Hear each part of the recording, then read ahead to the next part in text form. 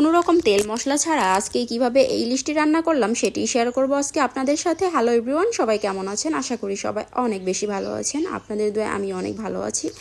আজকে আমি গিয়েছিলাম মাছ কাটতে, যেহেতু আমার ফ্রিজে মাছগুলো কাটা ছিল না আর রাত 10টা বেজে গিয়েছিল এই রান্নাগুলো করতে। বাসায় কারেন্ট ছিল না, যার জন্য অনেকটা বেশি লেট হয়ে গিয়েছিল রান্না করতে। আর এটা রান্না করতে যে আমার খুব বেশি সময় লেগেছিল ঠিক তাও না, কারণ তেমনভাবে আমাকে কোনো তেল মশলা একেবারে রেডি করতে হয়নি।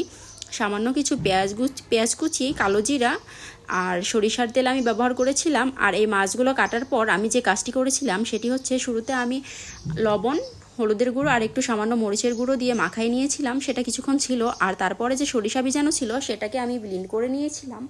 আর প্রথমে ভেবেছিলাম যে আমি সয়াবিন দিয়ে রান্না করব, যার জন্য বোতল খুলে দেখি যে আমার এক ফোঁটা তেলও ছিল না, যার জন্য পাশের রুমে এসে আমি তেলগুলো ঢেলে নিয়ে যাই। যেহেতু অত বড় ক্যান দিয়ে তেলগুলো ঢালা যাবে